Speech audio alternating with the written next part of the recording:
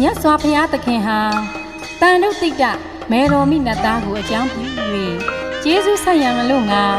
တရားမင်းဆံရာတာဝရိန်သားမှပန္နုကပလာမြတ်ကြောက်ဖြာထက်တွင်တရင်သုံးတော်မူပြီးဓမ္မသင်္ကနီ12ရက်ဝီပင်း12ရက်ဓာရုကထာ6ရက်ပုဂ္ဂလပညတ်9ရက်ကထာဝတ္ထု10ရက်ရမိုက်20ရက်ပဋ္ဌာန်း25ရက်ရက်ပေါင်း90ဝါရင်း3လပတ်လုံးအဘိဓမ္မာတရားတော်ဟောကြားတော်မူပြီးလူပြည်တိမ်ကတနဂုံမြို့ရဲ့တကားဝကိုတရားလက်ရယမလက်ဝဲခြံရံပြီးရွှေဆောင်တန်းငွေဆောင်တန်းတို့လေဗရမ ्या ဆောင်တန်းမှာဖျားရှင်ပြန်ကြတော်မူခဲ့ပါလေအဲ့ဒီနေ့ဟာသရင်ကျွလာပြီနေ့ညချမ်းအဘိဓမ္မာခါတော်နေ့ဖြစ်ပါတယ်ရှင်